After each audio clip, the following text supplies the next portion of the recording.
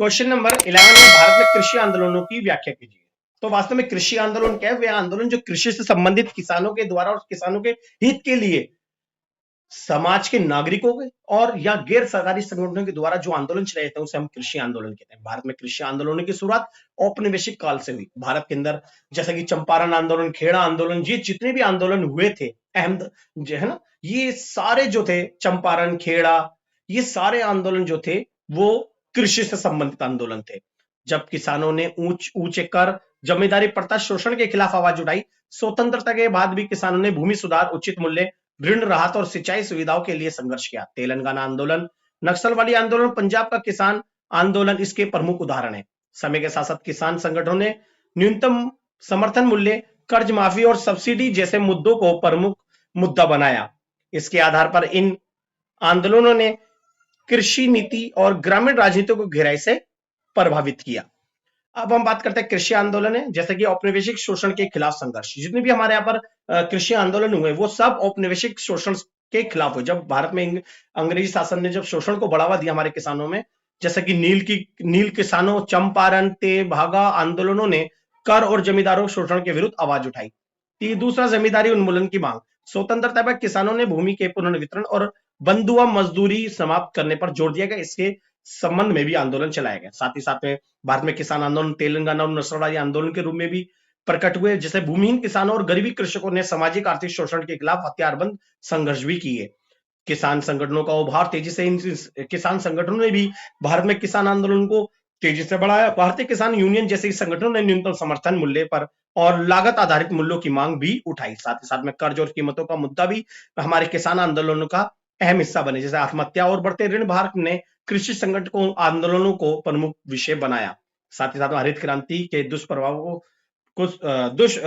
दुष्प्रभावों का सवाल, यानी जो हरित क्रांति भारत में हुई उसके दुष्प्रभाव जो पड़े थे उसके खिलाफ भी भारतीय किसानों ने भी आंदोलन छेड़ा। जैसे आसमान विकास और पर्यावरण संकट पर भी किसान आंदोलनों ने ध्यान दिलाया। साथ ही नीतिगत दबाव का निर्माण आंदोलनों के कारण एमएसपी, कर्ज माफी, सब्सिडी और बीमा योजना लागू की। साथ ही साथ लोकतंत्र भागीदारी माध्यम बना। इन आंदोलनों ने किसानों को राजनीतिक रूप से जागरूक और संगठित बनाने में महत्वपूर्ण भूमिका निभाई। तो ये सब थे हमारे भारत के अंदर जो किसान आंदोलन थे और उनके मुद्दे थे। अब नेक्स्ट क्वेश्चन में बात करते हैं। क्वेश्चन नंबर 12 है, स्वतंत्रता के बाद से भारतीय राज्य की बदलती स्थिति पर चर्चा कीजिए। जो स्वतंत्र होने के बाद, जब भारत स्वतंत्र हुआ उसके बाद जो हमारे राज्य हैं भारत के, उनकी जो स्थिति है वो कैसे बदली है उसके बारे में हम बात करेंगे। जैसे कि स्वतंत्रता के बाद भारत में राज्य की भूमिका समय के साथ साथ बदलती रही, क्योंकि प्रत्येक राज्य का स्वरूप एक जैसा नहीं रहा, उसमें उतार चढ़ाव देखने को मिले। अगर हम बात करें प्रारंभिक वर्षों में राज्य की जो पहचान थी, एक कल्याणकारी और नियोजित विकास राज्य के रूप में उभरी, जहां सार्वजनिक क्षेत्र योजना आयोग और समाजवादी प्रेरित नीतियां प्रमुख थी।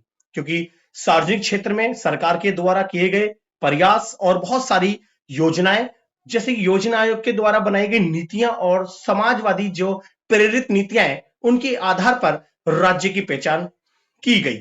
साथ ही 1990 के दशक के बाद आर्थिक उदारीकरण के साथ राज्य की भूमिका नियामक और प्रोत्साहक के रूप में बदली। यानी जब 1990 के दशक के बाद जब भारत में जब नई आर्थिक नीति यानी आर्थिक उदारीकरण या नई आर्थिक नीति को अपनाया गया, तो इससे राज्यों की जो नियामक जो रूप है, प्रोत्साहन, वो बिल्कुल बदला और राज्य की स्थिति पहले से काफी बेहतर हो गई।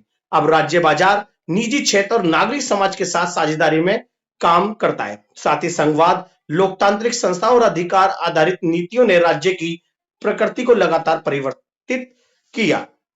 अब बात करते हैं स्वतंत्रता के बाद से भारतीय राजनीति, राज्य की बदलती हुई प्रकृति, राज्य की जो स्थिति बदली है उसके बारे में बात करें। जैसे कि नियोजित विकास मॉडल का उभार 1947 से 90 में, जब भारत आजाद हुआ उसके बाद 1947 से 90 के बीच में जो नियोजित विकास मॉडल को अपनाया गया, जैसे कि राज्य उद्योग, कृषि, शिक्षा और स्वास्थ्य का मुख्य संरक्षक बना, सार्वजनिक क्षेत्र को प्राथमिकता दी गई। दूसरा, कल्याणकारी राज्य की जो है उसकी स्थापना की गई, जैसे गरीबी हटाओ, भूमि सुधार, आरक्षण और सामाजिक न्याय पर राज्य की नीतियां केंद्रित रही। साथ ही साथ में संविधान आधारित लोकतांत्रिक ढांचा, जैसे संसद, न्यायपालिका और संघीय ढांचे के माध्यम से राज्य की भूमिका संस्थागत हुई। इसके बाद राजनीतिक प्रतिनिधित्व का विस्तार, पंचायती राज और पिछड़े वर्गों और महिलाओं की भागीदारी बढ़ाई गई, जिससे राज्य अधिक सहभागी बना। उदारीकरण के बाद राज्य की भूमिका में बदलाव आया, जैसे कि 1990 के बाद राज्य की जो स्थिति है या स्वरूप है वो बदला। जैसे कि राज्य अब नियामक की भूमिका निभाता है और निजी और वैश्विक पूंजी को प्रोत्साहित करता है। साथ ही साथ में अपने राज्यों में बड़े बड़े उद्योगों को स्थापित करने के लिए सरकार से मांग करता है। नागरिक समाज और मीडिया का बढ़ता प्रभाव। राज्य का स्वरूप आज इतना बदल गया कि नागरिक समाज का स्वरूप बदला और मीडिया का प्रभाव तेजी से राज्य में बढ़ने लगा। एनजीओ, सामाजिक आंदोलन, मीडिया राज्य की नीतियों पर निगरानी रखने लगे। इसके साथ साथ अधिक आधारित नीतियों का विकास, शिक्षा का अधिकार, सूचना अधिकार, मनरेगा जैसी नीतियों ने राज्य को अधिक जवाबदेही बनाया। ये राज्य का स्वरूप बदला। साथ ही साथ में सुरक्षा और विकास को दोहरी भूमिका, यानी जो सुरक्षा और विकास की जो दोहरी भूमिका है, जिससे राज्य अब आर्थिक विकास के साथ साथ आंतरिक सुरक्षा, विविधता प्रबंधन और वैश्वीकरण की चुनौतियों से भी जूझता है। तो इस तरह से हमने ये बात करी राज्य की जो बदलती हुई भूमिका है उसके बारे में, स्थिति के बारे में। नेक्स्ट क्वेश्चन देखते हैं। क्वेश्चन नंबर 13 है, निर्जातीय आंदोलन क्या है? तो वास्तव में एथेनिक मूवमेंट निर्जातीय आंदोलन को कहते हैं। तो ये क्वेश्चन इंपॉर्टेंट है। निर्जातीय आंदोलन वे सामाजिक राजनीतिक आंदोलन है जिनमें कोई विशेष जाति या भाषाई, सांस्कृतिक या धार्मिक समूह अपनी पहचान, अधिकार और स्वायत्ता को बनाए रखने या बढ़ाने के लिए संगठित होते हैं। ये आंदोलन तब उभरते हैं जब किसी समुदाय को लगता है कि उसके साथ राजनीतिक, सामाजिक और आर्थिक स्तर पर भेदभाव हो रहा है। भारत में नागा, असम, गोरखा और द्रविड़ आंदोलन इसके प्रमुख उदाहरण है। जैसे निर्जातीय आंदोलन जो है, निर्जातीय समूह के यानी नागा, असम, गोरखा और द्रविड़ जो आंदोलन रहे हैं वो निर्जातीय आंदोलन के रूप में है। इन आंदोलन का प्रमुख उद्देश्य सांस्कृतिक पहचान की रक्षा, राजनीतिक प्रतिनिधित्व तथा संसाधनों पर अधिकार सुनिश्चित करना होता है। भारत में चलाए गए निर्जातीय आंदोलन जैसे नागा आंदोलन, असम आंदोलन, गोरखा आंदोलन, द्रविड़ आंदोलन प्रमुख उदाहरण है। जैसा कि मैंने ऊपर बताया, ये थोड़ा डबल दोबारा हो गया, इससे तो कोई टेंशन नहीं है, आप समझ लेना कि निर्जातीय आंदोलन नहीं क्या। मैं शॉर्टली बता रहा हूँ। निर्जातीय आंदोलन की अवधारणा जैसे कि पहचान आधारित आंदोलन, ये जितने भी निर्जातीय आंदोलन जो चलाए हैं वो उनकी पहचान, यानी जितने भी निर्जातीय समूह उनकी पहचान आधारित आंदोलन थे, यानी अपनी पहचान को बनाए रखने के लिए आंदोलन चलाए। जब निर्जातीय आंदोलन किसी विशेष जाति, भाषाई और धार्मिक या सांस्कृतिक समूह की पहचान पर आधारित होते हैं। ये आंदोलन तब खड़े होते हैं जब समुदाय खुद को अलग और विशिष्ट मानता है और अपनी विशिष्ट पहचान को कायम रखना चाहता है, तो ये आंदोलन चलाए जाते हैं। साथ ही साथ में उपेक्षा और भेदभाव का अनुभव, जब इन किसी जाति के साथ या किसी निर्जातीय समूह के साथ अगर उनकी उपेक्षा की जाती है या उनके साथ भेदभाव किया जाता है, तो ये आंदोलन चलाए जाते हैं। जब किसी समुदाय को लगता है कि राजनीतिक अधिकार, आर्थिक अवसर और सामाजिक सम्मान के मामले में उनके साथ अन्याय हो रहा है, तब असंतोष बढ़ता है और ये आंदोलन के रूप में सामने आते हैं। ये भावना आंदोलन की मुख्य प्रेरक शक्ति होती है। साथ ही साथ में स्वायत्ता और राजनीतिक अधिकारों की मांग, ये निर्जातीय आंदोलन जो है अपनी स्वायत्ता और राजनीतिक अधिकारों की मांग के लिए भी चलाए जाते हैं। ये कई कई निर्जातीय आंदोलन अपने क्षेत्र के लिए अधिक स्वायत्त, विशेष दर्जा और या कभी कभी अलग राज्य या राष्ट्र की मांग के लिए चलाए जाते हैं। उनका मानना होता है कि राजनीतिक अधिकार मिलने से वे अपने हित बेहतर ढंग से सुरक्षित कर पाएंगे। तो साथ ही साथ में इसके बाद है फोर्थ है भाषा और सांस्कृतिक रक्षा। इस प्रकार के आंदोलनों में भाषा, परंपरा, रीति रिवाज और धार्मिक संस्थाएं बहुत महत्वपूर्ण होती है। समुदाय ये आशंका जताता है कि यदि उसे अधिकार ना मिले तो उसकी संस्कृति धीरे धीरे नष्ट हो जाएगी, इसलिए अपनी सांस्कृतिक और भाषा और अपनी पहचान को कायम रखने के लिए ये निर्जातीय आंदोलन चलाए जाते हैं। साथ ही साथ में संसाधनों और विकास पर हिस्सेदारी की मांग, जब कुछ जातीय भाषा के आधार पर या कोई भाषा या कोई निर्जातीय समूह जो आदिवासी लोग होते हैं, वो जब किसी संसाधनों पर या विकास पर अपने किसी विकास में अपनी हिस्सेदारी को सुनिश्चित करने के लिए जब वो मांग करते हैं, तो उसके मांग को हम निर्जातीय आंदोलन में जोड़ते हैं। कई बार विवाद और इस बात पर होता है कि क्षेत्र के प्राकृतिक संसाधन, सरकारी नौकरियां या विकास परियोजनाएं कैसे मिले।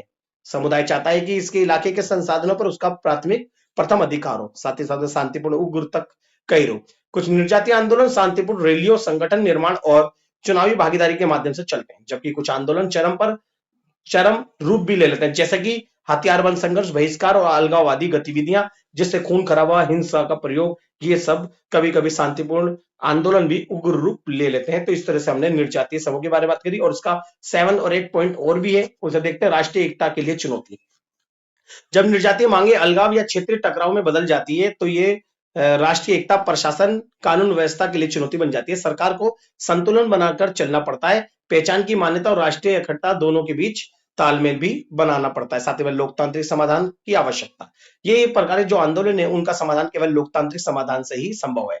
इन आंदोलनों का स्थायी समाधान संवाद, संवैधानिक अधिकार, स्वायत्त परिषदें, न्याय संगत विकास और समान अवसरों के माध्यम से ही संभव है। जब राज्य संवेदनशीलता दिखाता है तो टकराव कम होते हैं। तो ये हमने निर्जातीय समूह के जो आंदोलन के बारे में बात करी। नेक्स्ट क्वेश्चन के बारे में बात करते हैं। क्वेश्चन नंबर 14 है, लैंगिक असमानता की व्याख्या कीजिए।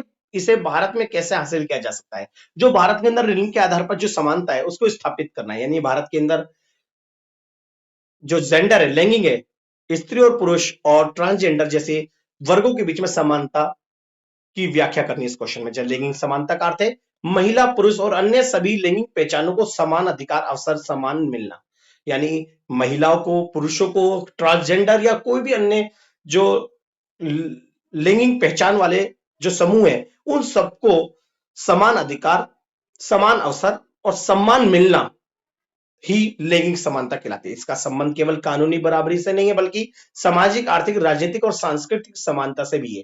यानी लैंगिक असमानता के अंतर्गत हम केवल कानूनी क्षेत्र की बराबरी को नहीं मानेंगे बल्कि हमें कानूनी बराबरी के साथ साथ सामाजिक, आर्थिक और राजनीतिक और सांस्कृतिक क्षेत्र में भी समानता और समान अवसर मिलने चाहिए। मतलब समान अवसर जब मिलते हैं तो लैंगिक समानता बनती है। भारत में संविधान ने समानता का अधिकार दिया है, परंतु व्यवहारिक रूप से अब भी पितृसत्तात्मक सोच है। आज भी हम देखें कि सब समान है, लेकिन आज भी बहुत से परिवारों में पिता की चलती है, स्त्रियों की नहीं चलती। और आज प्रॉपर्टी में भी पुरुषों को ही हिस्सा दिया जाता है जबकि स्त्री को नहीं, बल्कि भेदभाव, असमान वेतन, सुरक्षा की कमी, सीमित प्रतिनिधित्व जैसी समस्या आज भी मौजूद है लैंगिक समानता के प्रयासों के बावजूद भी। इसलिए शिक्षा, कानून, सामाजिक जागरूकता और नीतिगत सुधारों के माध्यम से लैंगिक समानता को मजबूत करना आवश्यक है। जैसे कि समान अधिकार और अवसर का सिद्धांत, हर व्यक्ति को शिक्षा, रोजगार, संपत्ति और निर्णय प्रक्रिया में बराबर अवसर मिलने चाहिए। इसी से ही हम लैंगिक समानता को स्थापित कर सकते हैं। कानूनी सुरक्षा और न्याय, महिलाओं, बालिकाओं की सुरक्षा, घरेलू हिंसा, उत्पीड़न रोधी कानूनों को सख्त पालन जरूरी है। साथ ही साथ में शिक्षा और सशक्तिकरण, लड़कियों की शिक्षा, कौशल विकास और उच्च शिक्षा तक पहुंच बढ़ाने से आत्मनिर्भरता बढ़ती है। साथ ही साथ में आर्थिक भागीदारी में वृद्धि, समान वेतन, उद्यमिता और महिला रोजगार को प्रोत्साहन देकर समानता मजबूत की जा सकती है। साथ ही साथ में राजनीतिक प्रतिनिधित्व, संसद में पंचायत से लेकर संसद तक महिलाओं की भागीदारी बढ़ाने से निर्णय प्रक्रिया अधिक संतुलित बनती है, जिससे लैंगिक समानता को बढ़ाया जा सकता है। साथ ही साथ सामाजिक सोच में परिवर्तन करके हम सामाजिक लैंगिक समानता को बढ़ावा दे सकते हैं। बाल विवाह, दहेज, लैंगिक भेदभाव जैसी कुप्रथाओं को शिक्षा और जागरूकता से कम किया जा सकता है। साथ ही साथ में स्वास्थ्य और सुरक्षा का अधिकार, यानी मातृ स्वास्थ्य, प्रजनन अधिकार और सुरक्षित कार्य पर्यावरण महिलाओं के लिए अत्यंत आवश्यक है। साथ ही साथ में पुरुष और समाज की सहभागिता, लैंगिक समानता केवल महिलाओं का मुद्दा नहीं है बल्कि पुरुषों और परिवार की सकारात्मक भूमिका भी उतनी ही जरूरी होती है। तो इस तरह से हमने ये लैंगिक समानता के बारे में हम बात करी। तो इस वीडियो का बहुत अच्छे से लगेगा। नेक्स्ट क्वेश्चन देखते हैं। क्वेश्चन नंबर 15 है, भारतीय सामाजिक आंदोलन के तत्व और उपलब्धियों का मूल्यांकन कीजिए। तो स्टूडेंट, इसके अंदर हम सामाजिक आंदोलन के तत्व और उपलब्धियों के बारे में बात करेंगे। तत्व मतलब घटक होते हैं, या तो क्वेश्चन आ जाए सामाजिक आंदोलन का घटक या तत्व, एक ही बात है। और इसकी उपलब्धियों का मूल्यांकन। तो जैसा कि मैंने आपको इस वीडियो में, जो इससे पहले हमने वीडियो इस MPS 007 के जो इंपॉर्टेंट क्वेश्चन में कर हमने सामाजिक आंदोलन के बारे में बार बार डिस्कस करा, आपको पता पड़ गया होगा कि सामाजिक आंदोलन होते क्या है। वास्तव में सामाजिक आंदोलन अन्याय के विरुद्ध आवाज उठाने का एक सशक्त माध्यम होता है। जैसे कि भारतीय सामाजिक आंदोलन समय समय पर समाज में फैली असमानता, शोषण, भेदभाव और अन्याय के विरुद्ध आवाज उठाते हैं। स्वतंत्रता आंदोलन से लेकर दलित, किसान, महिला, पर्यावरण, आदिवासी और नागरिक अधिकार आंदोलनों तक इन सामाजिक आंदोलनों ने न केवल राजनीतिक व्यवस्था को प्रभावित किया बल्कि सामाजिक चेतना को भी गहराई से बदला। तो इस तरह से सामाजिक आंदोलन के माध्यम से समाज में जो बदलाव आए और लोगों ने अपनी इस आंदोलनों के माध्यम से जो अपनी आवाज सरकार तक पहुंचाई, तो वो एक माध्यम रहे। और ये सारे सामाजिक आंदोलन जो भारत में, उनका स्वरूप आजादी से दौरान, आजादी के आसपास इर्द गिर्द एक जैसा था, लेकिन 1970 के दशक के बाद इन सामाजिक आंदोलन का जो स्वरूप था वो परिवर्तित होता चला गया।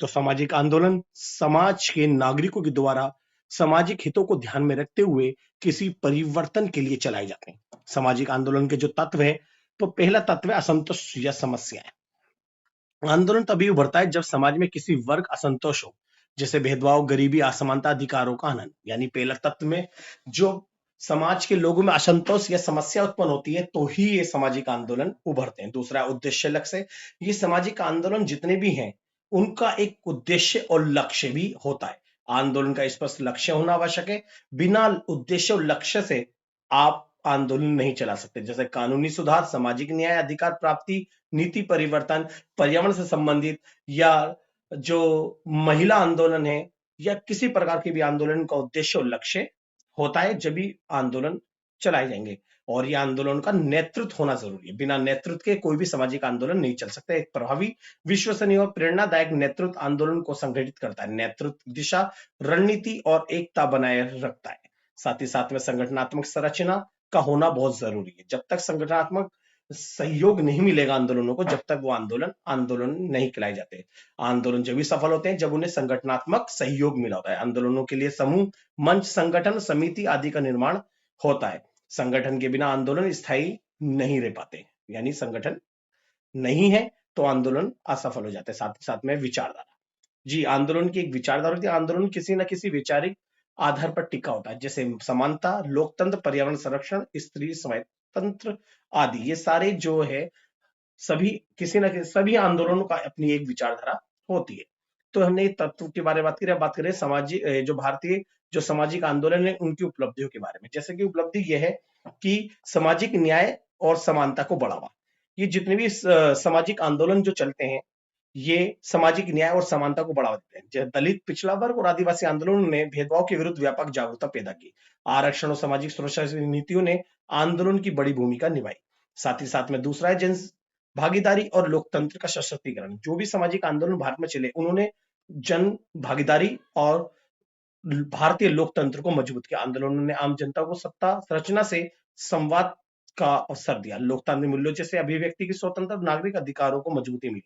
साथ ही साथ में कमजोर वर्गों की आवाज को मंच मिला। महिला आंदोलन ने घरेलू हिंसा, दहेज और समान वेतन और शिक्षा जैसे मुद्दों को मुख्य धारा में लाया। किसान और मजदूर आंदोलन ने आर्थिक अधिकारों के लिए सरकारों को विवश भी किया और अपनी बातें मनवाई। साथ ही साथ में नीतिगत और कानूनी सुधार, पर्यावरण आंदोलन के कारण संरक्षण कानूनों और न्यायिक सक्रियता में वृद्धि हुई। सूचना का अधिकार, शिक्षा का अधिकार जैसे पहले जन आंदोलन से प्रेरणा रही।